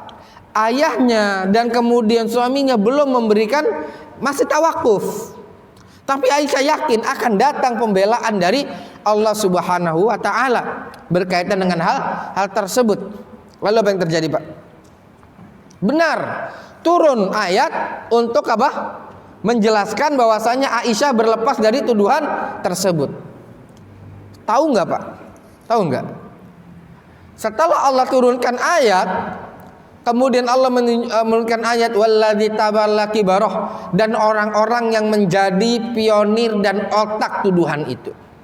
Disebutkan oleh Al-Imam Asy-Syaukani di dalam Fathul Qadir, walladzi tawallaki baroh itu ada beberapa orang. Di antaranya siapa, Pak? Intinya itu ada 5. Siapa? Abdullah bin Ubay bin Salul. Yang kedua apa? Mastah bin Usasah. Mastah bin Usasah. Siapa Mastah bin Usasah? Kata Aisyah, karena qoriban li Abi Bakar. 1, masih keluarga dekatnya Abu Bakar. Ya Allah, gimana Pak perasaan Abu Bakar? Masih keluarganya sendiri yang bikin apa, Pak? Tuduhan itu, bikin hoak parah itu. Berhenti sampai di situ? Enggak. Kata Aisyah, wa kana lahu wa kana min iyalihi, dan kehidupannya Mastah bin Usasah ditanggung biaya hidupnya sama Abu Bakar. Ya Allah. Jadi apa? Hidupnya itu dibiayain sama Abu Bakar. Ya Allah ya Rabbi. Kalau dalam peribahasa kita apa, Pak? Air susu dibalas dengan air tuba. Mas toh kalau bahasa kita gitu ya, toh ente itu masih saudara sama saya, ente makan dari uang saya, minum dari uang saya, tempat tinggal segala macam, itu yang ngempanin semuanya siapa, Pak? Abu Bakar. Ya Allah, Pak, berat nggak, Pak? Astagfirullah. Habis itu apa? Abu Bakar bersumpah, saya sumpah gak akan ngasih transparan lagi. Kalau bahasa sekarang ya, saya nggak akan ngasih transparan lagi mulai bulan depan. Kurang lebihnya begitu. Tapi habis itu Allah tuh kan wala taj'alullah, Allah katakan jangan jadikan sumpahmu itu untuk menjadi apa, Pak? Untuk tameng sehingga engkau bisa nggak berbuat baik. Kemudian turun ayat di dalam surat An-Nur, walayatali ulil fadl minkum wasaah, dan orang-orang yang punya kelebihan hendaknya tidak menahan hartanya untuk bisa berbagi kepada sama, dan seterusnya. Kesimpulannya turun ayat ini. Tapi Abu Bakar sudah kadung bersumpah. Tahu nggak konsekuensinya apa? Bayar kafaroh. Kan sudah apa? Sudah sumpah, saya sumpah nggak mau transfer bulan depan. Mohon maaf ya, ini bahasa permisalan kalau dikondisikan dengan zaman ini. Saya nggak akan transfer sampai bulan depan. Sudah sumpah. Kemudian turun ayat, jangan sumpah. Ya, orang yang mulia, orang yang baik tetaplah memberikan kebaikannya. Tapi karena sudah kadung sumpah, kemudian ingin mentransfer, berarti harus membayar kafaroh. Berarti kalau nggak bayar kafaroh gimana, Pak? Ya, kasih makan orang miskin, ya, kasih makan atau kasih pakaian atau membebaskan budak atau puasa.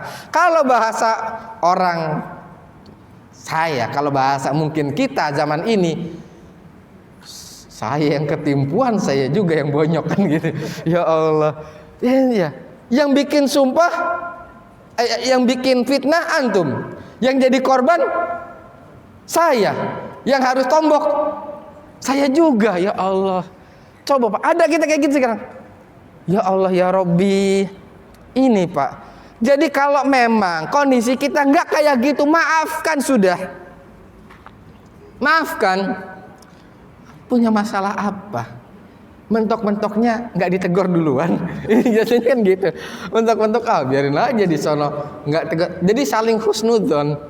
Mengharap ditegur dari yang sana, yang di sono mengharap ditegur dari yang sini. Setan masuk main di tengah-tengahnya, diobok-obok, dan jadi kemana-mana. Seperti itu. Masya Allah, Pak, ya Allah.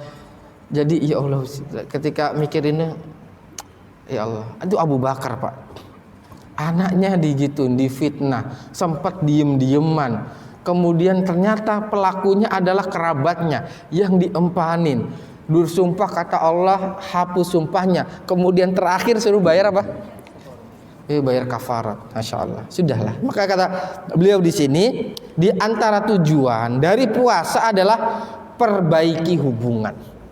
Perbaiki hubungan antara sesama kaum muslimin. Ya, dengan sholat berjamaah. Itu nanti kalau misalnya ada jadwal takjil segala macam berikan. Apa yang kita bisa berikan. Ini diantaranya.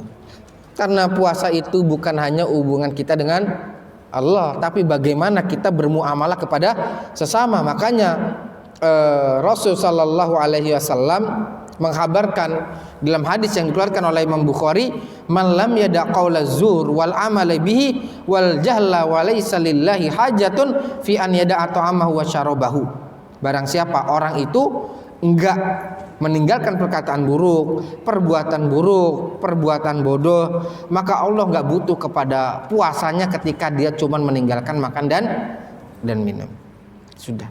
Intinya kalau dalam kaitan memaafkan, ingat kisahnya Abu Bakar ini. Sudah. Insya Allah kita nggak ada sampai model kayak gitu Pak ya. Insya Allah itu sudah. Waduh, bagi saya berat. Cuman nggak tahu kalau misal di luar sana mungkin ada ya. Cuman kalau sebatas yang saya berada di lingkungan saya mungkin belum. Dan yang terakhir adalah doa. Yang terakhir adalah doa. Doa di dalam bulan Ramadan atau menjamu bulan Ramadan itu ada tiga tema ya, tiga tema bukan tiga bentuk, tiga tema. Yang pertama adalah doa agar dipertemukan dengan bulan Ramadan. Itu ketika kita sekarang masih di dalam bulan Sya'ban. Yang kedua, ketika sudah berada di dalam bulan Ramadan, doa agar diberikan taufik oleh Allah Ta'ala. Taufik itu apa Pak? Diberikan kemudahan dalam melakukan ketaatan. Itu yang dikatakan oleh Syekh Ibrahim bin Amir Ar-Ruhaili, ulama di Masjid Quba. Ya, ulama di Masjid Quba di kota Madinah. Ketika menjelaskan tentang makna taufik.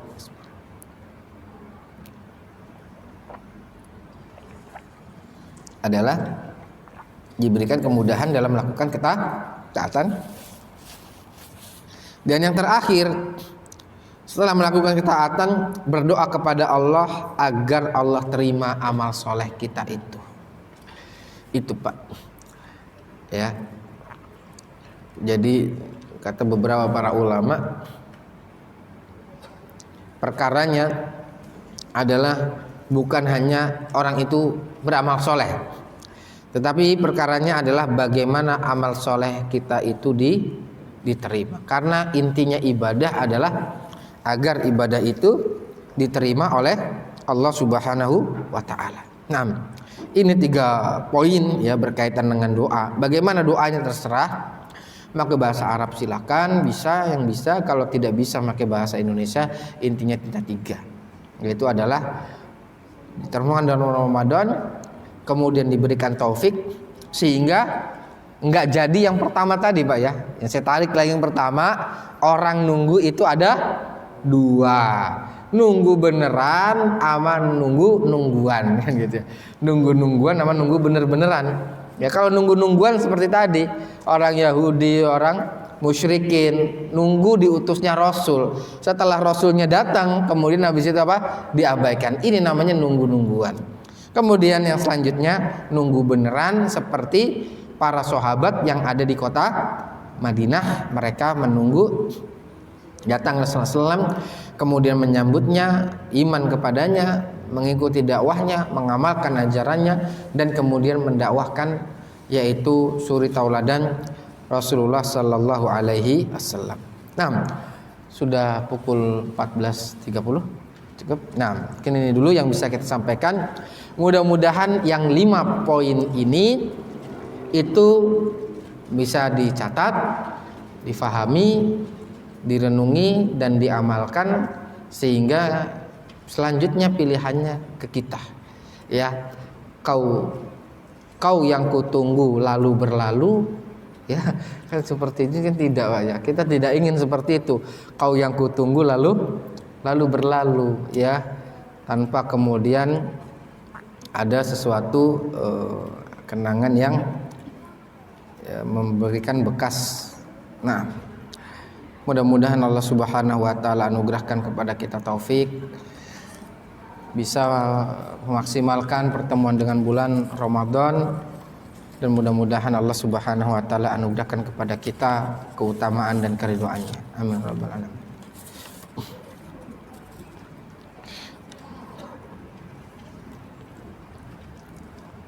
Nah, Assalamualaikum Ustaz. Waalaikumsalam warahmatullahi wabarakatuh. Saya mau bertanya, ketika muda saya jarang puasa Ramadan. Sekarang setelah hijrah, saya ingat maksudnya ingat tentang hal tersebut. Bagaimana cara membayar puasa waktu muda saya tinggalkan? Assalamualaikum barakallahu fikum wa fikum barakallah. Wafaqallahu sa'il wa zadahu ilman wa hirsan wa taqwa. Nah, yang pertama adalah kita bersyukur kepada Allah Subhanahu wa taala. Allah berikan kita hidayah, ya, memberikan hidayah, kemudian bisa memanfaatkan waktu yang ada dengan kebaikan. Nah, ya, bersyukur kepada Allah Subhanahu wa taala. Kemudian yang kedua, hidayah itu harus dijaga. Ya, hidayah itu harus dijaga. Karena hidayah lebih cepat hilangnya daripada harta itu lenyap. Hidayah itu lebih cepat hilang daripada itu. Contohnya apa? Dalilnya mana, Ustaz? Dalilnya kisah 3 orang itu loh. 3 orang, Pak ya. Si buta, si kusta, si botak, kan seperti itu. 3 orang tersebut. Kemudian habis itu mereka sakitan, kemudian dikasih harta sampai hartanya apa? Banyak dan seterusnya. Kemudian jadi orang makmur. Kemudian datang malaikat. Ketika datang malaikat minta, kemudian mengatakan, nah ini innama waratu hadza kabiron an kabirin. Anak aja minta-minta, ini tuh harta turunan dari babat bibit bobot bebet segala macam dan seterusnya. Intinya itu, dia nggak mau, dia mengingkari. Kemudian setelah itu apa? Bukankah kamu dulu miskin? Kayak begini-begini? Oh enggak. Kamu habis itu katakan kalau misalnya kamu bohong, kamu balik seperti kondisi semula. Segi pendalilannya adalah dia dusta dulu, hilang hidayahnya dulu, baru kemudian hilang hartanya. Hidayah yang awalnya hilang dulu, ingkar nikmat Allah. Ya, ingkar nikmat Allah. Harta itu dinisbatkan kepada dirinya. Ya, bukan kepada Allah. Ini ingkar nikmat Allah itu pertama. Dan selanjutnya yang kedua adalah, yaitu endingnya adalah jatuh miskin lagi. Jadi dijaga hidayah tersebut. Cara menjaga hidayahnya adalah yaitu berkumpul bersama orang-orang yang baik, seperti kisah pembunuh 100 orang. Ya, intolik ila ardi kaza wa kaza fa'budillaha ma'ahum. Pergilah ke negeri dan itu, dan kemudian beribadahlah kepada Allah bersama mereka. Intinya menjaga hidayah itu perlu komunitas, perlu lingkungan orang-orang yang baik, perlu lingkungan orang-orang yang soleh. Mudah-mudahan Allah memberikan taufik dan keistiqomahan kepada penanya di atas hijrah taubatnya. Kemudian yang ketiga, lalu bagaimana cara membayarnya? Wallahu ta'ala alam bisawab. Saya pribadi cenderung ke pendapat ulama yang mengatakan kalau karena ini puasa sudah berlalu dan seterusnya, dan dulu meninggalkannya karena sengaja bukan karena uzur, maka dosa. Nah, dosanya ditembus dengan taubat, penyesalan, tidak akan kembali lagi, dan yang keempat perbanyak puasa sunnah. Ya, perbanyak puasa sunnah. Tobat iya, nggak melakukannya lagi iya, jangan diulangi lagi iya, menyesal iya, sudah, oke, semuanya sudah. Lanjutnya adalah yaitu di luar Ramadan perbanyak puasa sunnah. Mudah-mudahan amalan sunnah itu menutupi dari yang wajib. Nah, ini di antaranya. Kemudian yang ketiga, yang kelima, perbanyak sebisa mungkin memberi makan orang yang berpuasa. Karena memberi makan orang yang berpuasa pahalanya sama seperti orang yang berpuasa. Banyak kasih makan kepada mereka. Mudah-mudahan pahala-pahala mereka itu dapat menutupi bolong-bolongnya kita dulu ya, ketika puasa-puasanya itu ditinggal seperti itu. Nah, caranya gimana, Pak? Beli kurma 1 box, wah itu sudah awet 1 bulan Ramadan, Pak ya. Setiap buka puasa pasti makan itu, hari pertama, kedua dan seterusnya. Nah, itu diantara amalan kecil kemudian ganjaran besar. Ini tadi buat optimis. Kemudian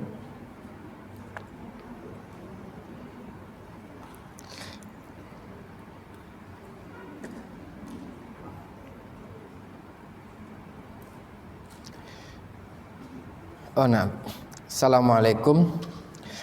Afan Pak Ustadz, bagaimana ana bersikap dalam menasihati anak yang sholatnya masih bolong-bolong dan agak malas menjalankan ibadah sholat? Mohon Pak Ustadz doanya. Ya, anaknya usia 24 tahun, perempuan. Nah,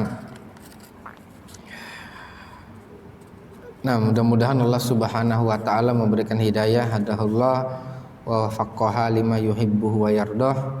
Mudah-mudahan Allah memberikan taufik, keridhaan, membuka jalan hati dan pikirannya sehingga mau memastikan ya untuk menjaga sholat-sholat tersebut.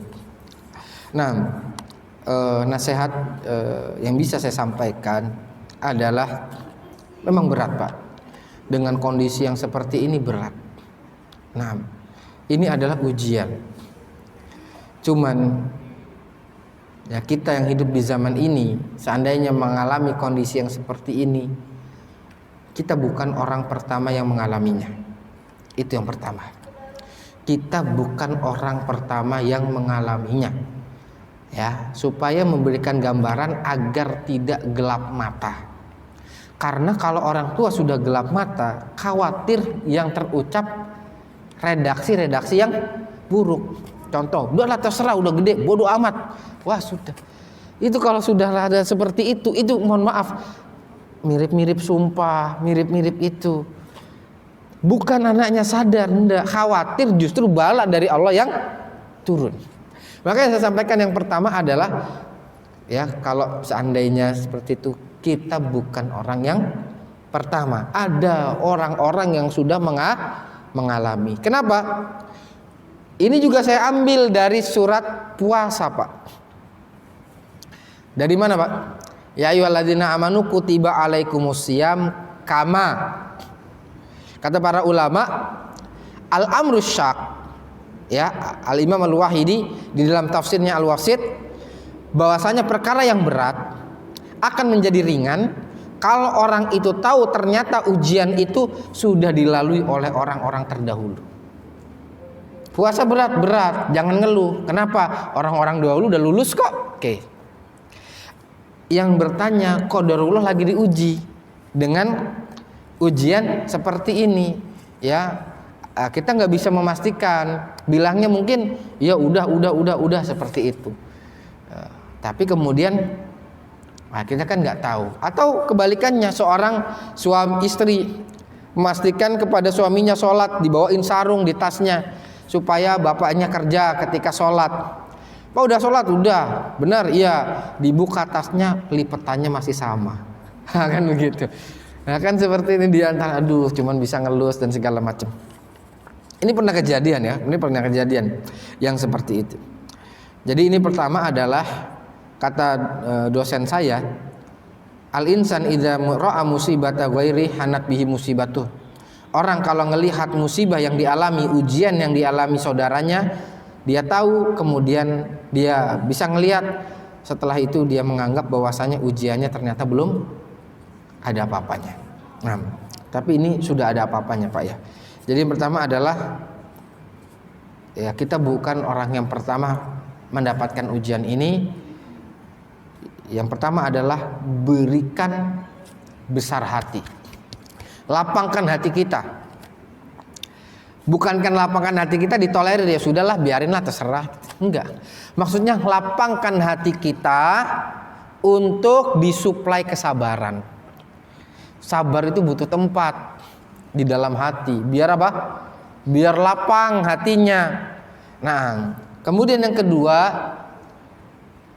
perbanyak membaca dan merenungi surat Yusuf. Kata para ulama, seorang kalau mendapatkan kesulitan, kegundahan dan segala macam dalam hidupnya, baca surat Yusuf. Gimana Pak? Punya anak berapa banyak Pak? Iya. Punya anak 12, yang 11 kayak begitu. Kan 11, yang 10 ya. Yang 10 kayak begitu. Yang satu dilempar jauh, yang satu tinggal itu. Nah, ini faedahnya. Tapi Masya Allah, coba deh baca surat Yusuf, bagaimana Nabi Yakub, kesabarannya. Beliau berdoa ketika berdusta, ma'adzallah, saya berlindung kepada Allah atas lidah-lidah kalian yang pintar dalam bersilat. Nabi Yusuf ngamuk gak? Nabi Yakub ngamuk-ngamuk gak Pak? Mana Nabi Yusuf? Nggak ada. Ma'adzallah ala matasifun. Ya saya pasrahkan kepada Allah. Fasobrun jamil, kesabaranlah. Fasobrun jamil ala tasifun. Mana anak gue? Sudah Bapak, sudah naik gigi, pindah kopling dan segala macam. Enggak, Masya Allah. Ini diantaranya kesabaran. Sabar sambil tetap mendoakan. Yang ketiga. Kemudian yang keempat, husnudzon. Bu, husnudzon. Saya yakin suatu saat anak saya akan sadar. Doakan, insya Allah suatu saat nampak. Insya Allah, karena kita sudah, alhamdulillah dengan perjalanannya waktu, kondisi seperti ini. Orang yang kemudian kenapa kok milih itu, orangnya jarang sholat, orangnya nggak ngerti segala macam. Insya Allah mudah-mudahan nanti dia dapat, anak saya dia dapat segala macam lah. Mudah-mudahan bisa tobat. Dan memang dengan izin Allah, husnudzon kepada Allah. Seperti itu. Jadi ketika mendapatkan anak yang seperti itu, yang mungkin ditanya sholat, jawabnya udah, tapi kita ragu-ragu, husnudzon saja pada Allah. Saya yakin nanti suatu saat dia benar sholatnya. Mungkin sholatnya ngalahin saya, udah gitu aja. Yakinkan, doa kepada Allah. Kan doanya orang tua gimana? Makbulah. Ya, doanya orang tua itu dijabah. Ridho orang tua, ya ridho Allah itu tergantung pada ridho kedua orang tua. Jadi yang pertama tadi apa? Satu apa tadi Pak? Ya, bahwasanya kita bukan sendiri, ya bukan sendirian. Kemudian yang kedua, baca surat, ya perbanyaki baca surat Yusuf atau tafsirnya atau poin-poinnya. Ya, kemudian yang ketiga yaitu adalah sabar atau lapangkan dada. Memang butuh waktu, sebagaimana Nabi Yakub butuh 60 tahun Pak agar anaknya itu sadar. Butuh waktu 60 tahun. Kemudian yang keempat yaitu adalah husnudzon kepada Allah. Mudah-mudahan Allah memperbaiki. Lalu sekarang permasalahan yang kedua, lalu bagaimana kasat kaitannya?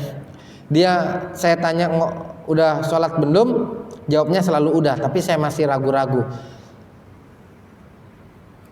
Percayakan pada apa yang dia katakan. Ya, jangan terlalu menyudutkan. Terlalu menyudutkan juga tidak baik. Iya sudah.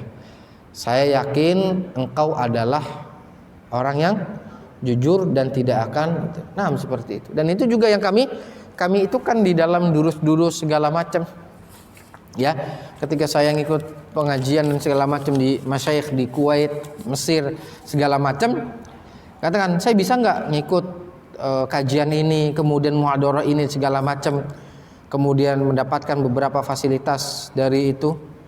Bisa. Kemudian dari mana panitia tahu kalau misalnya kami sudah mempelajari? Beliau katakan thalibul ilmi la yakdzib, penuntut ilmu itu nggak akan berdusta. Sudah seperti itu. Ibu cukup bilang, ya udah, mama yakin anak mama tidak akan bohong. Sudah gitu. Omongan itu kan nyampe ke otak, kemudian masuk ke hati. Terekam itu.